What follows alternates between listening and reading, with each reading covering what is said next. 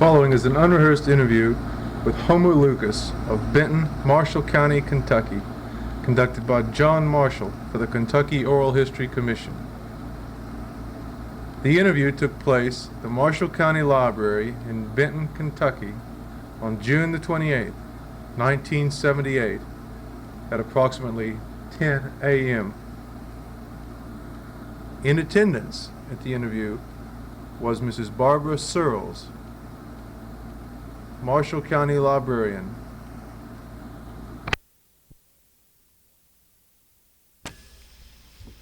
You ask the questions and I'll answer anything that I can. Now, I told Miss Searles I didn't think I'd be too much help to you here.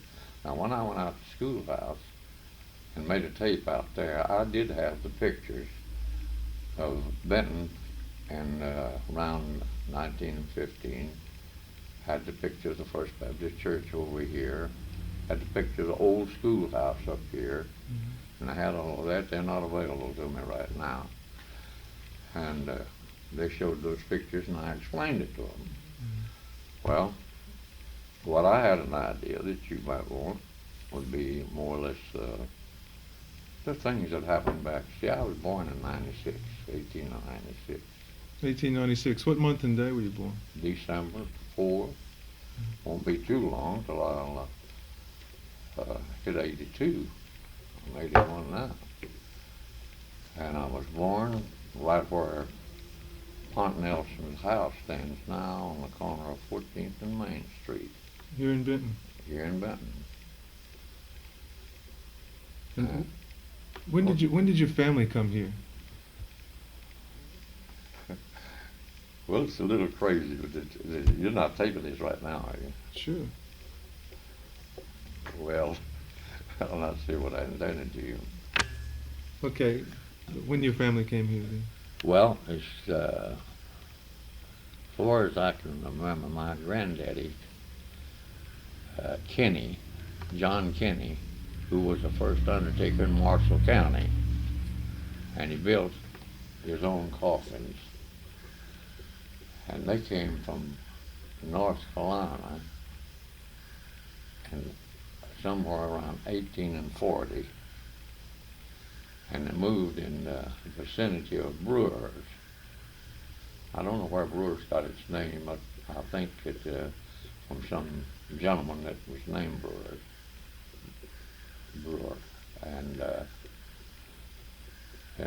my granddaddy, that's on my mother's side, of course, moved to Benton in about 1899 or somewhere along there. I can't recall the exact dates because I don't have it.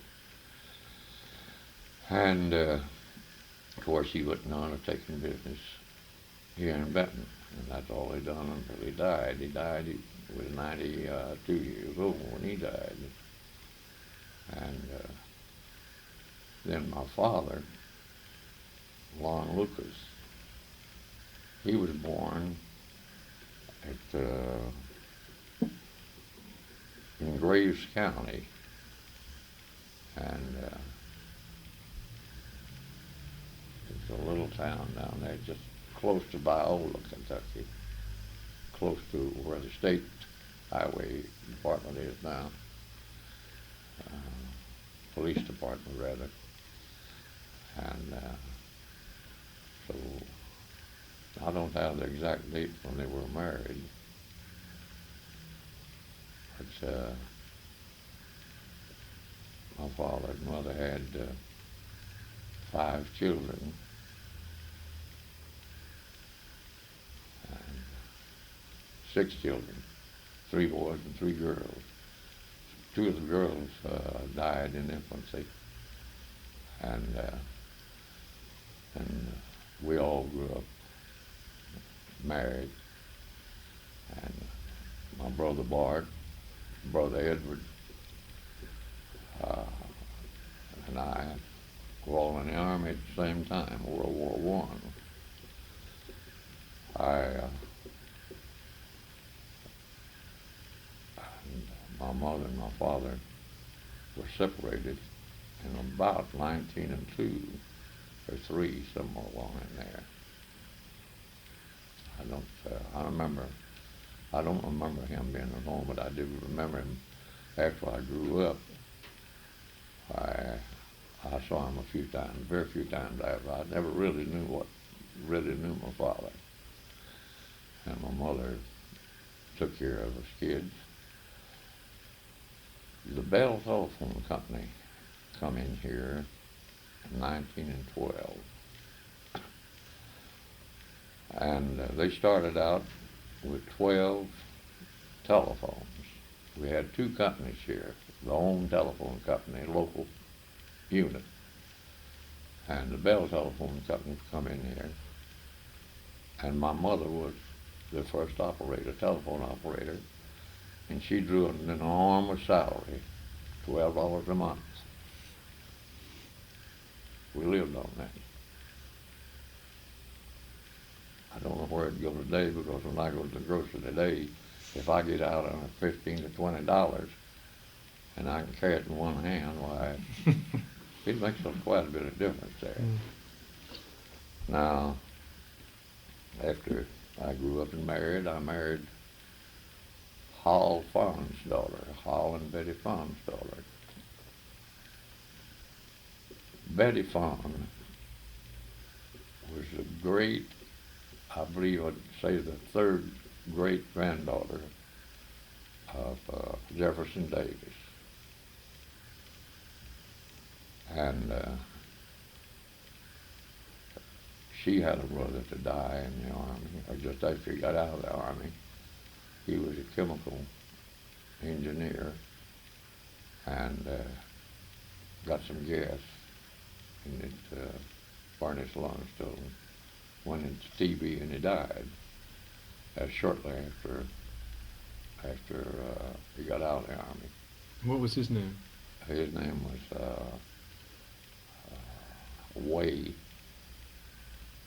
Ray Fawn. W-A-Y. W-A-Y. How do you spell that last name? F-A-U-G-H-N. Thank you.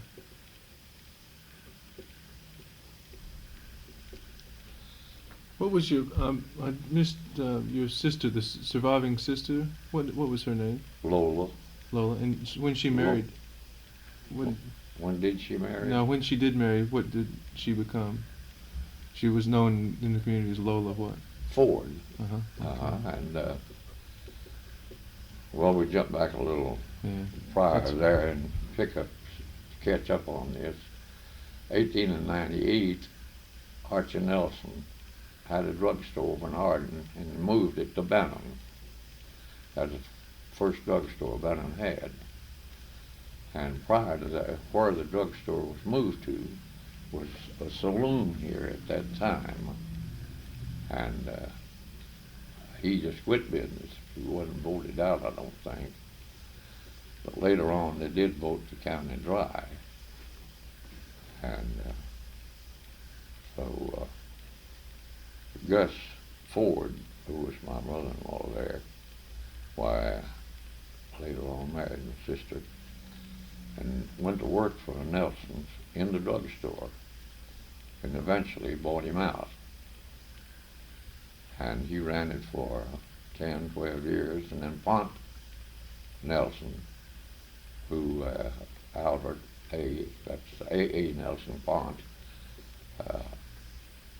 bought Gus Ford out, and it went, but it always did go under the name of Nelson Drugstore. I worked in the drugstore for quite a few years before I got into the Army. I spent about 19 months overseas in France, and I never did get to be a hero. When get a lot of medals. Where was that drugstore located? Drugstore is located in the middle of the block in front of the courthouse on Main Street. What is there now? Same thing. Same drugstore in the same place. Been there since about 1898. That's right. Yeah. Oh, that's pretty good. All except they bought another building and enlarged it. Yeah. a very fine drugstore. I think it's equal to any drugstore that we have in the county. Okay. Let me digress just a little bit, Mr. Lucas, and ask you, we're talking about you served in the First World War. How did the First World War affect this county? In what ways? Well, really, I couldn't answer that for the simple reason that I wasn't here. I mean, while I was gone, why, they did, they had that was the year they had an awful epidemic of flu. 1918, 19, is that? And Miss Earl, I'm sure. Miss Earl, are you from the? Our rural community. Well, that was one of the worst affected places for this flu there.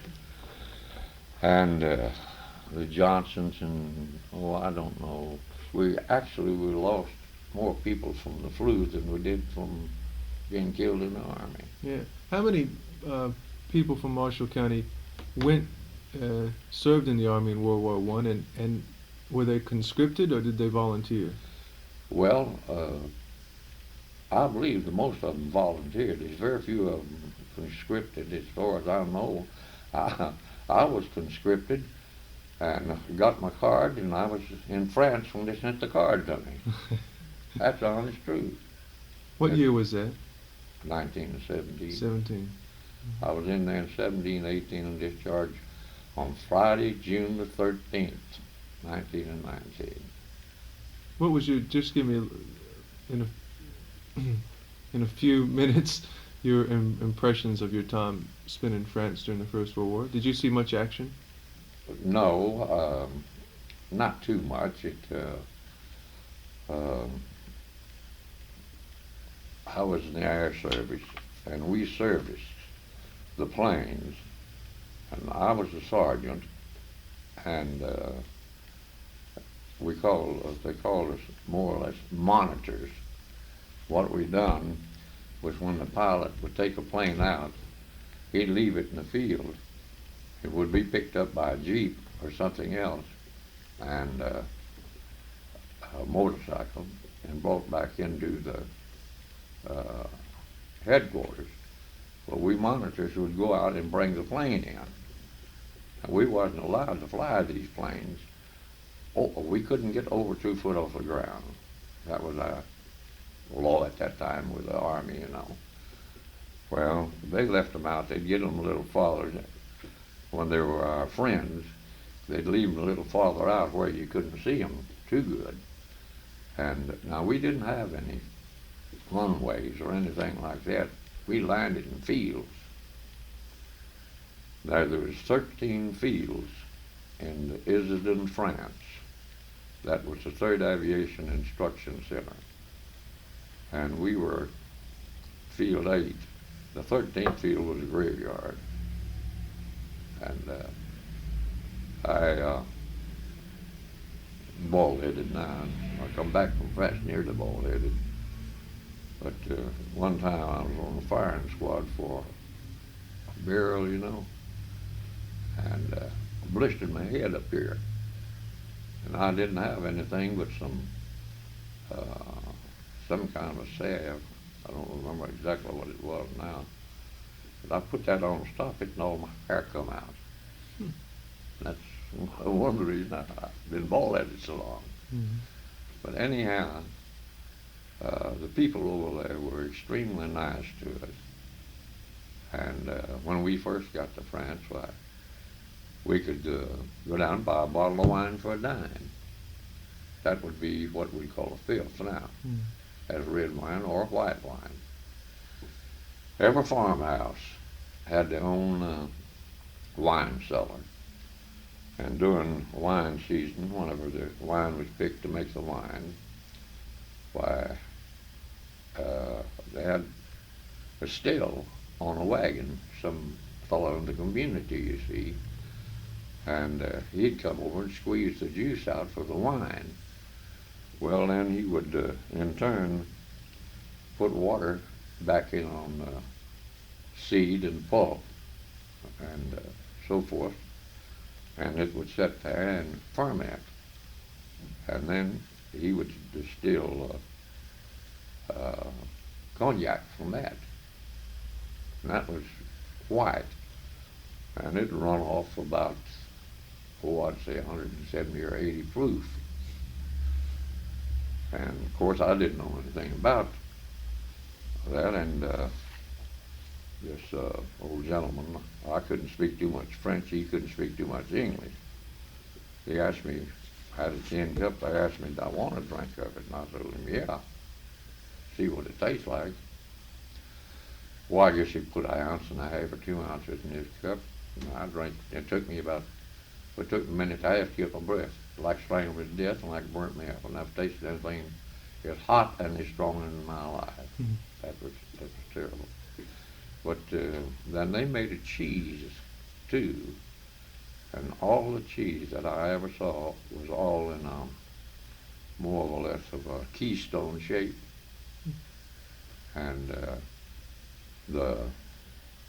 you'd have to cut off about 1/4 of an inch of the mold. It was molded, always molded, and that's whenever they would eat the cheese. When the cheese molded, it was ready. Mm-hmm.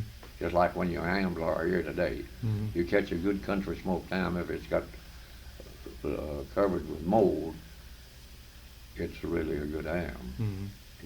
You won't find one spoiled that way. That's the same way with the cheese.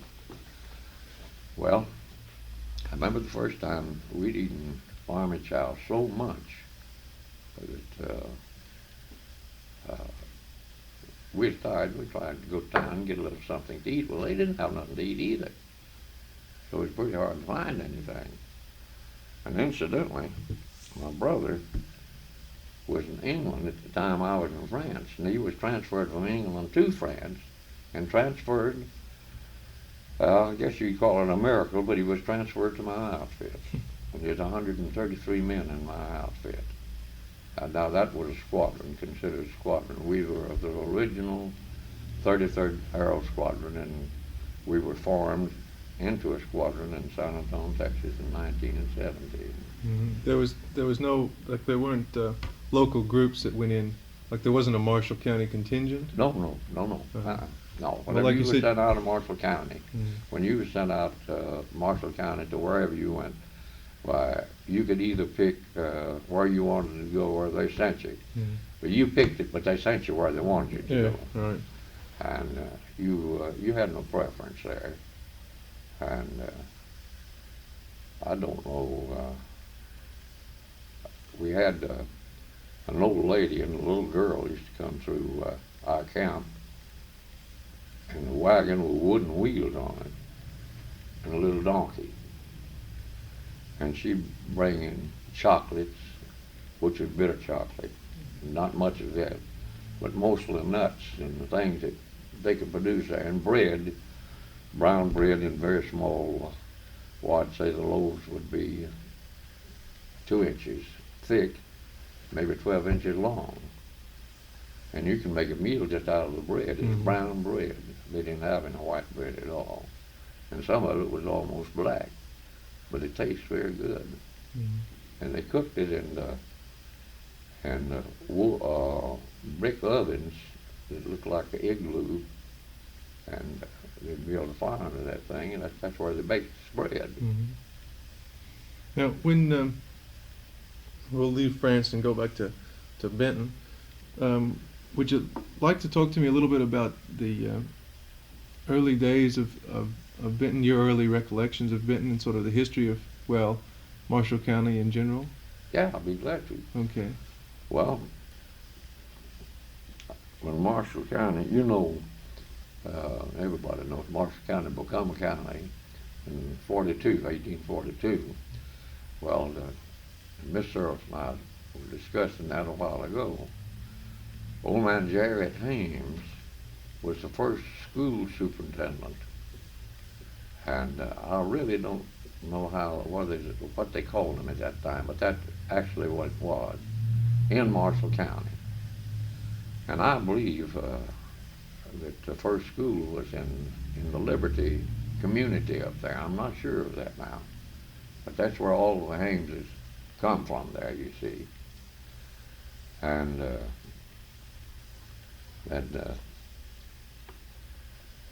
I remember when Benton had very little gravel on Main Street. There was just about 3 or 4 streets that went through Benton, population 400. And the square, which is Main Street now, the Bank of Marshall County was formed there somewhere in around 1912. They had wooden sidewalks, and you could sit down nearly anywhere on the sidewalk, off the street on the sidewalk. They were built up. Yeah. And then there was Stroud Brothers had a store here. Old man John Stroud was considered one of the elites, or the rich people of the county at that time. And they owned from they owned from the railroad, from the river, the land all back in here. From this road here, from on back to the old Birmingham Road, or what we call, well, I guess that's what we call old Birmingham Road now.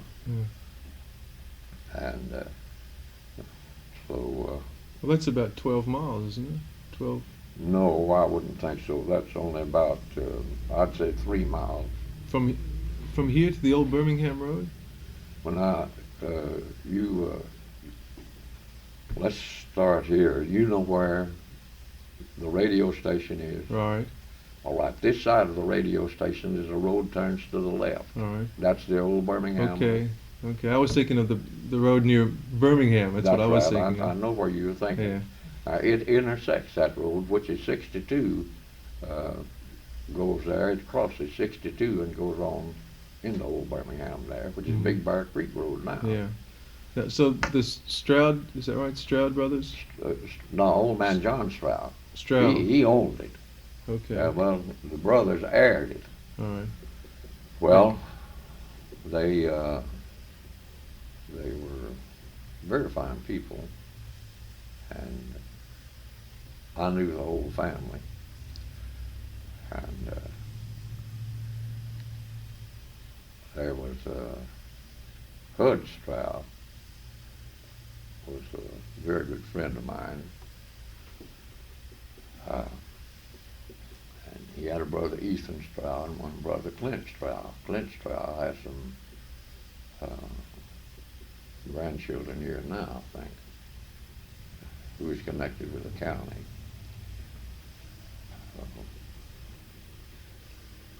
About the time we're talking about, in 1907, 8, or 9, 10, in that vicinity of the age vicinity there, we had a lot of niggers here, which I've been corrected a lot of times as Negroes. We didn't call them that. And the night riders run them out. And all but except one, who was named Boy Ford, he stayed here and was a blacksmith all of his life. But I remember one night, with some boys, with myself, we saw a gathering up in the courthouse yard, and I told the boys that I'd overheard some about going after a nigger here in Benton. And so when it got dark, why, these guys all had guns and marched down this street right here to the railroad. Just this side of the railroad, they had section houses, you know. This nigger worked on a section down there. And he had give the night riders, called them a lot of various names, and said he was ready for them in time to come after him. So they went down there and got around and surrounded his house. He had 2 or 3 little nigger kids and his wife there. And they just proceeded to shoot the roof off the house. They wasn't trying to hurt him at all. They just wanted to let him know that they had heard what he said. And so we, like 3 or 4 of us little boys, followed down there. Well, when the shooting started, we got scared and we come to town about as fast as we could run. Well, the next morning, we all went down there. There's a lot of holes in the house, a lot of old house, but there wasn't no niggers. They had moved out that night. After the shooting stopped, they got out of town. Whatever happened to them, I never knew. Do you know the man's name? Whose house was shot up? Oh, the nigger? Uh-huh. No, I don't have any idea what his name is now. Don't remember. Now, the Night Riders, That's what they called themselves, a night rider. did they have any connection with the Night Riders in the tobacco industry? Or was this more like the Ku Klux Klan? No, it was all the same thing. It was the tobacco industry and whatever mean guy they had in the community. If they wanted to whoop him, they went out and gave him a licking if he was doing something. Suppose I had a family and was mistreating his wife and things like that. Well, they'd go get him, take him out, strip him, give him a whooping, send him home. Mm-hmm.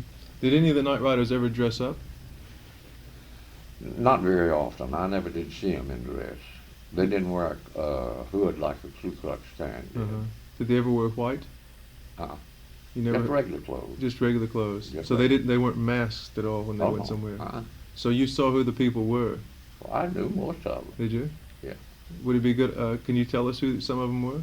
Well, the Strouds. I remember the Strouds, and it's been so long ago right now that I don't remember. I couldn't recall the names of some of them. Uh-huh. When you get to my age, a lot of these names you forget. Yeah. Uh-huh. And so that's the predicament I'm in right now. Can you tell me some other Night Rider activities in Marshall County? Oh, yes. Well, an old Dr. Champion was from Birmingham. He was supposed to be the head of the thing. And they whipped some niggers over at Birmingham. The law got a hold of it. And they arrested Dr. Champion and sent him to penitentiary. Well, they'd go out, at that time, there was getting 1, 2, 3 cents for tobacco, the best grades of tobacco. Well, they're trying to organize, which they didn't organize until way later years. Mm-hmm. But these night riders, they call themselves, they take the hose and go out and scrape the tobacco patch. They'd get up foot, half high, and they just go out and scrape the man's tobacco patch. He didn't have no tobacco patch. About all he had to do is to live on was what he could make in his garden and what corn he could raise. So if a person didn't go along with the Night Riders trying to organize them into a group, they got their tobacco patch destroyed. Is that That's right? right. Uh-huh. That's right. Okay. And what was the tie-in between the Night Riders and tobacco and the Night Riders and the black people? Well, there wasn't. I couldn't describe the tie-in, but it was on the principle. I think that's where the Ku Klux Klan got started from that. Uh-huh. This Night Rider started from the Ku Klux Klan on the same basis. You see what I mean? Yeah. And so they just, if it wasn't good in your mind or their mind, it was bad. Yeah. And so it was bad if you done anything that you shouldn't do, Yeah. because you're liable to get a licking out of it, Yeah. or maybe you run out of the county, or I don't remember of anyone being run out of the county, but the niggers. Now, of course, before I was born, where the place we own now, my home place, we have 219 foot on Main Street, 580 foot deep there. That was called the old school grounds. That's where the first school in Marshall County was. In Benton was. That's the first seminary, they called it. And they hung a nigger who had killed somebody.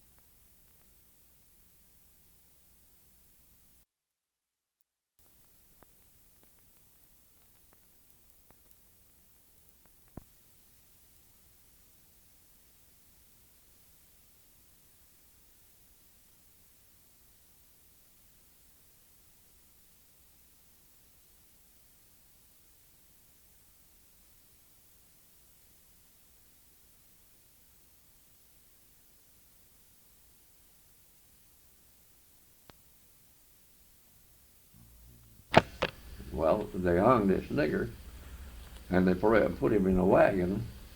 And of course, they made him a wooden box for a coffin. And they set him on this box. And they paraded him around over town with his horse and wagon. And so they hung him on a tree that's on, well, the property is on Mrs. White now, but one time it was our property. Mm-hmm. And Did you see this? no, this was before I was born. Do you have any idea when it was? My granddaddy told me this tale, you see. Yeah. And it was around 1868 or 69, Mm-hmm. somewhere along in there. Do you remember why the man was hanged? Yeah, he killed a man. He killed a man. He killed a man. There was two people killed a man. One of them was a white man, one was a Negro. And the white man was hung on the opposite end of the town here. Yeah. And they done him the same way. They rode him around on his coffin before they hung him. Yeah. Do you remember either of the names of the men? No, all I know is just hearing my granddaddy tell of this. Yeah. Well, and then he was talking about my granddad, my parents, where they come from. There's an old gentleman by the name of Atlish in the army with my granddaddy, Herman Atlish. And he couldn't talk, he run away from Germany to keep out of the army. And he couldn't talk or speak very good English. And of course I can't impersonate the gentleman. But then he asked my granddad, he asked him, they were over at, between the rivers here, at the end of the war, just before they was to be discharged. And old Colonel,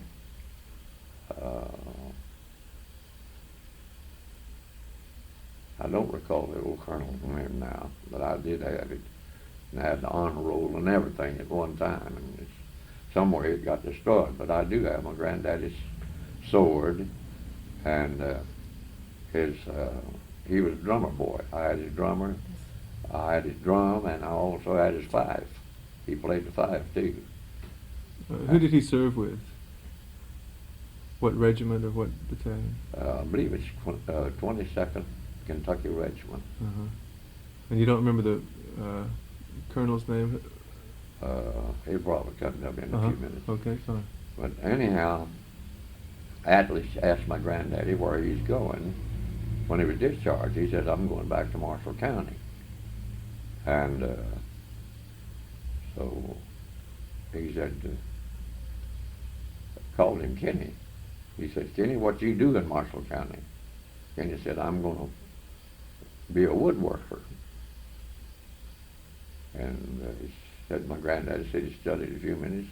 He says, Kenny, I go with you. And my granddaddy said, all right. He said, iron worker. This is John Rayburn, Judge John Rayburn. I guess it's his great-granddaddy, old man Herman Atlish was. And so they come and went to Brewers. And both, one established a woodwork shop and one established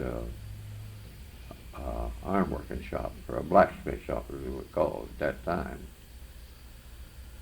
I have my granddaddy's book. It reads more like a diary than anything else. But back in those days, I have, let's say, John Jones coffin, sold John Jones coffin for his wife, $12. Mm-hmm. Sold John Jones coffin for a baby, $6. Mm-hmm. And that was the limit of the sales, you know. They didn't cost anything then. And most of this stuff was all made of walnut. Because this country at that time was full of walnut. Mm-hmm. If it wasn't walnut, it'd be white oak. Because neither of those will deteriorate very fast in the ground, you know. Mm. Now, this is your grandfather Kinney, right? That's my grandfather Kinney. That's John correct. Kinney? John Kinney. Uh-huh. John Washington Kinney. And was he was on the southern side in the No, he was Yankee. Yankee side from Yeah. Marshall County in the war between the states? Yeah, he sure was. Were there regiments from both sides out of this county? That's right. Yeah, They were split up here in the county. yeah. Did he ever talk to you about any animosity or trouble with people from the other side when he came back after the war? No, And there was never any vice versa either. The Southerners no, never. neither way. Oh, that's interesting. That's good. Tell me, did your grandfather move to Benton then? And did he move to Benton? Yeah, he moved from Brewers into Benton. And that was in about what year? Well, that was in the early 1900s. I don't have the exact date on that. Can't recall the exact date. Okay. What it was in the early 1900s. Okay. And so when you were born then, and you were growing up when you were born when your grandfather moved here. When you were about 4 or 5 years old. Hang on. You were about 4 or 5 years old. Something Somewhere like in that. the neighborhood of that. Mhm. Now, when he moved here, now there's two houses. Mrs. Searles here knows where one of them is. Now it's the Will Crocodile place. Well, at that time, Miss Searles, there was a house right where the Chevrolet garage is, and it was a duplicate of the Crocodile place, and they were owned by Solon Palmer. And my granddaddy moved in there, and there he ran a boarding house and a coffin shop. And so they told a tale on the old man. I don't know whether it's true or not. That right across the street was a liver stable owned by Tom Vaughn. And this fellow was a drummer, and he come in and rent a rig from Tom Vaughn to make the country stores with. And asked him where could he stay all night. And he said, well, that boarding house right across the street. You can stay all night over there. Well, my granddaddy had his large place, had some old coffins stored upstairs, you know. And so, of course, at night when he went over there, my grandmother or some of the family took him upstairs with the lamp holding him up, you see, where you couldn't see too much. Set the lamp down on a mantel up there. And so this gentleman, after they went downstairs, this gentleman was looking around in the room and saw a coffin. A little coffin's in there that my granddaddy probably put in there. And from that day to this, we've never heard anything about the gentleman that was able to stay all night. That's the actual truth. My granddaddy told me that, and I believe the old man told the truth.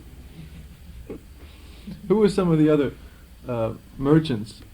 Who were some merchants in early Benton, and see if you can tell me where their stores were located? All right. What sort of business did they do? All right, now there was McElratz had a millinery store, and his name was Pat McElratz, and they came from Callaway County. Rather, he come from Callaway County, and Bert Barnes run the store for him, and they closed somewhere in the early 20s, we'll say anyhow. And then there was old Dr. Riley. He ran a drugstore here, and there was Boyd Smith, run a grocery store, and he sold a little hardware, mostly stoves and things like that, you see. And that old man Winfield Griffith then, these stores are all in the same line on the right-hand side of Main Street going south, down on the Court Square, we call it. And then later on, Jimmy Hauser, who had a big store out here in the country, And I guess everybody that is doing the horse and buggy days, everybody in the world went out to that store because he had anything, you name it, and he had it. And the joke goes on that there was one salesman told another one that they would bet him that he couldn't go in Jimmy House's store and call for anything that Jimmy House didn't have. And of course the bet was on. And I'm sure you've heard this, Miss Earls.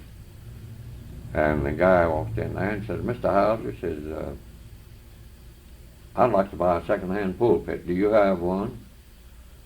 And said, Mr. Hauser was a very slow-talking old gentleman. And he said, yes, I do have one. If you want it, you can have it. And you heard that. That's actually the truth. Crazy things happen. Now, what was Winfield, what was his last name? Griffith. Griffith, okay. Mhm. And what did he run? He ran a dry goods store. Okay. You mentioned a man named Dr. Riley who ran a drugstore. Old Dr. Riley came from North Carolina down here. Now, Dr. Riley told me this tale himself. He said that when he first got out of school, and he was still in his early 20s, that there was having a trial there in the Carolinas where he's from, and that he had to be a witness in the case. And when the trial was over, they'd convicted this guy. And he didn't say what kind of sentence he had, but said he started out of the courthouse and said this guy pulled a knife on him and started after him. He said, I killed him, shot him, and said I didn't stop. So I've never been back there since. And he was he a regular medical doctor? He was a medical doctor, but he moved down to Oak Level at that time, and from the Carolinas, and he spent the biggest part of his life in that vicinity down there. They had a store there. It's either Oak Level or Simpsonia. I really don't know. They were very close together, about a mile apart, the two places were. But anyhow, there was no gentleman by the name of Wallace. He had this store, and this old Dr. Riley put a drugstore in with his store. And later on, back up in early 20s, when I come back from France, Dr. Riley had gone to work for Nelson Drug Store, which my brother owned it. The brother-in-law owned it that time. And he'd tell me these tall tales, you see. And so he eventually then bought another drugstore, bought another store, and transferred it into a drugstore. The store had gone broke, very little stock in it or anything. And at that time, you could buy morphine. There was no restrictions on it. And it'd come in little cubes, which I'd say was a 1/4-inch square, in little black bottles. I've seen a lot of them. And people that took it at that time, took morphine, they didn't use a hypodermic needle. I don't know whether it even invented or not. But there's no lady went in and you can buy quarters worth of morphine and you get a bottle of that stuff. It wasn't expensive. And this old woman was wanting it so bad that when Dr. Riley poured this morphine out to count it out to her, you see, maybe she wanted a quarter's worth or 15 cents worth. She grabbed a piece of it and put it in her mouth and just went ahead and swallowed it. And now, Dr. Riley told me this himself. And he said, I told her, said, I hope that blame you had killed you. And you wouldn't let her have any more. And if she ever got it, she had to go get it somewhere else. When was what was the center of the town then? Where did people gather to sort of meet and pass the time? on the courthouse square. Mm-hmm. Now, 1914 or 15, I believe it's 1915, a young fellow by the name of George Slaughter here burnt the old courthouse. And the new courthouse, the one we have now, was built. And of course it's been added to once, and it's being added to again. Now, everybody, for the evening, would all go in the courthouse square and lay around. It's grassy and comfortable, cool, you know. I mean, in summertime. Yeah. And of course, us boys, well, thought we were the best singers in the world, and we had a pretty good quartet. We get out there and sing. Naturally, a crowd would come around us, you see. Well, we knew all the old songs like Sweet Adeline and what have you. And of course, we felt pretty big singing for them. And Was there ever any music in the courthouse that was where people played instruments? not as I know of. Mm-hmm. That must have come later, I guess, or Well, maybe you not. mean known. as an Yeah. Did anyone ever play a guitar or a banjo or a fiddle or anything? Oh yeah, yeah. We had a few of them once in a while bring a guitar up there. Uh-huh. And as far as I remember, we never had a fiddle, Yeah. a violin. I don't remember that, but and then we had a young fellow there that played accordion, and this accordion doesn't even resemble the accordion of today. It was about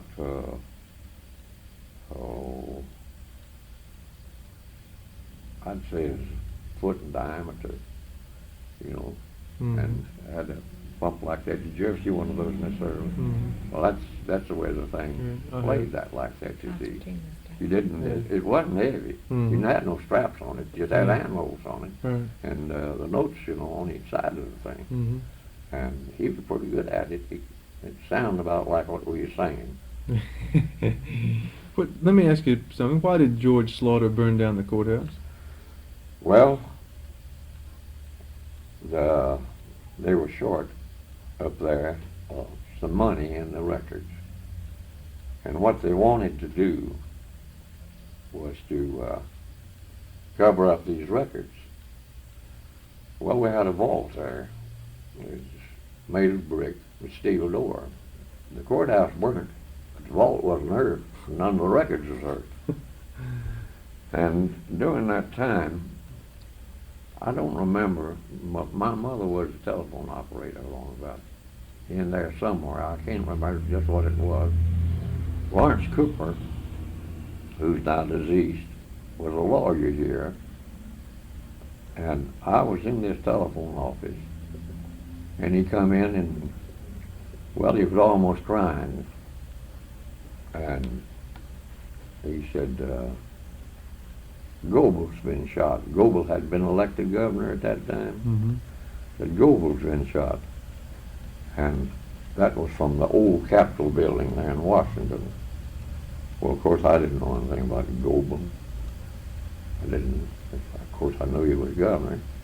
That later on proved Cable Powers shot him, you see. Mm-hmm. Well, what the shooting was all about, the Democrats stole the election from the Republicans, Mm-hmm. or at least that was the idea. Mm-hmm. And I remember that very plainly. And Gobel had,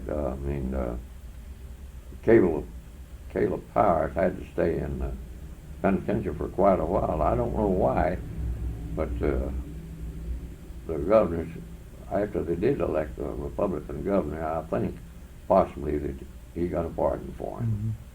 Mm-hmm. Now that, I don't remember too much about that, Mm. but I just remember Mr. Cooper coming in and crying, No. saying he had been killed. When was the courthouse rebuilt then after it was burned in about 1914 or something? 15. 15. Mhm. When was it was rebuilt in the next year? Yeah. That was quick. Yeah, they went right on and rebuilt it. Now, I don't remember the first old courthouse they had, but it was in the left-hand corner going south. left-hand corner of the courthouse yard as it is today. Mm-hmm. And it was an old log courthouse. And I don't know whether it burned or what, but I believe that it did burn. Yeah.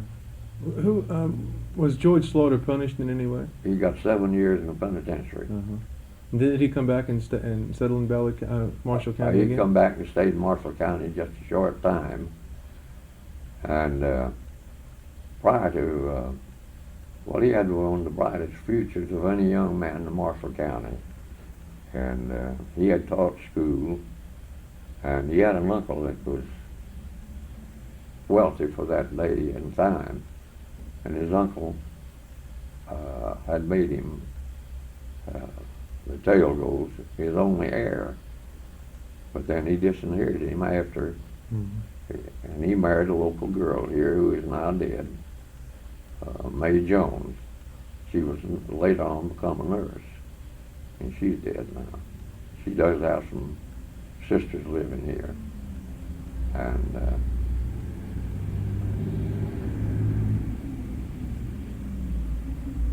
Well, what? Mr. Slaughter, I was trying to get my mind across the street on the south side of the courthouse, as it is today, was warehouses, old tin warehouses, and it belonged to old man John Peterson. And he stood over there and watched the courthouse burn, and they drug all next day trying to find his body. They thought he'd burned up in there. He went over to Cairo. I don't know how he got there. He went over to Cairo, and he called his wife. And, of course, she naturally told on him. They went over and got him, brought him back. And he had to stand trial. Why do you say that she naturally told on him? Well, I didn't literally mean that it was a natural thing for her to do. Yeah. I meant that she just called the law when she found out where he was, because he was wanting her to come over to Cairo, where he was. He thought he was a long ways from home, and at that time it was. Yeah. Right. Or some buggy days, you know. Yeah. Okay. Well, what were some of the? You mentioned before that there was a saloon. There used to be a saloon in Benton, and I forget exactly when you said that. That 1898, there was a man with the name of Riley owned the saloon, and the next saloon was put in Benton. Was in 1934, and I opened it. You opened it. I opened it. It was a liquor store where you sold liquor over the counter. Mm-hmm. They voted me out in 2 years. You know, when Roosevelt declared the liquor law wide open, you know. Yeah. Then I got liquor license, state license, and bought the city license here. Yeah. And opened the first liquor store that was open in Benton in 42 years. What did the people do between 1898 and 1934 for alcohol in this region? I'm sure they drank it. Where'd they get it? Well, they all went to Paducah to get it. Now we had a train here they called Whiskey Dick, and it'd go down somewhere around noon, maybe a little after, and then it run from All Rock Junction, Tennessee, to Paducah and back. Well, it'd go down around just after dinner and go back about 4 or 5 o'clock, and they'd go down on this train. Well, there was a big whiskey store just across from the depot there in Paducah, and they'd go over there and take big split baskets, and well, say 10 or 12 get together, and they'd all order a quart of whiskey apiece. Well, the guy'd bring back 15, maybe 20 quarts of whiskey in these baskets. Mm-hmm. And when they'd get off the train, they'd get off on the opposite side of the train from when it was going south, you see, because it would be out of the city limits. The city limits was on this side of the railroad track. And so we didn't have no sheriff. Maybe we had a sheriff, had one deputy, and we only had one police. Later on, we had day police and then a night police. Well, I was a night police, and here for years. And he's talking about me starting out in 1922. I was appointed United States Marshal for Western District of Kentucky that's when they had a big railroad strike. Well, I don't know, about 8 to 10 months as long as that lasted. And then I was appointed United States Immigration Border Patrol Inspector. I stayed with that about a year. I was married and I couldn't get home, so I just quit and come home. Then I was appointed under Judge Price as probation and parole officer. And then I was a deputy sheriff under Lewis Lilly and a deputy sheriff under Sam Myers. And I'm now, at present, county judge executive pro tem. Let me ask you something. What did you, see, you were a marshal in 1922 when the railroad strike was on. Yeah. What was your job mainly, and were you given specific instructions about particular people? Well, no, not about particular people, but I did have particular instructions. At that time, by being a United States Marshal, I was also what they call a railroad detective. Mm-hmm. That would mean, that was the title they gave it. And I carried a pass for 21 people at a time. If I got into a crowd that I could move that many people at one time. And I had jurisdiction from over the railroads from Fulton to Central City. And they had some trouble up Central City, and the man that services an engine to get it ready for the engineer to take out, he was called a hostler. Well, they'd been giving those hostlers in Central City a lot of trouble, so they sent me up there, and I got part of that stop, but they come down there. The city police, these were coal miners now that connected in with this railroad strike, and they sent me to Central City, and there was a restaurant that was on the railroad property. They sent me an order from Louisville, the chief marshal, to close the restaurant. And I went over there to the restaurant, walked in, read the gentleman the paper. He's going to close the restaurant. And he proceeded to come out from behind the counter, pick me up by the seat of the pants, and throwed me out the front door. So I called the United States Marshal at Louisville, and I told him, I said, send me a company of soldiers down here. And he wanted to know, said, what do you need a company of soldiers for? I said, well, I went ahead and explained to him what all had happened. He said, I'll have a man up there on the 3 o'clock train that's equal to a company of soldiers. And so I didn't know what was happening. I actually was scared to death. And every man that you met on the street at that time, they wore crepe de chine shirts. Every man you met on the street had a big gun under his shirt. You could see it through his shirt. Well, old man Bill McCullum, who was a policeman over at Catawba at that time, he was also made a United States Marshal. And they sent him over there to Central City. He's about 5 foot and 6 inches tall, and I guess he'd weigh 250 pounds or more. Wore a big cowboy hat, and he's the only man who got off the train. I walked up to him and I asked him, I said, were you sent here? He says, son, is your name Lucas? I said, yes, sir. He says, where is that paper? I said, what paper? He said, that's to close the restaurant. I just handed it to him. He said, come on. Well, that scared me to death. A little old man like him, fat man. I didn't see no harm run the old man or anything. So we walked into the restaurant. I walked in behind him. He walked plumb to the back end. I stayed up the front door to run in case something started. And he walked up to about middle way to the store, the restaurant. He said, "Gentlemen, my name is Bill McCullum. I come to close this place down, and it is closed down now." Said, "Get out." I never saw as many people get out of a place in my life so fast as that they did there.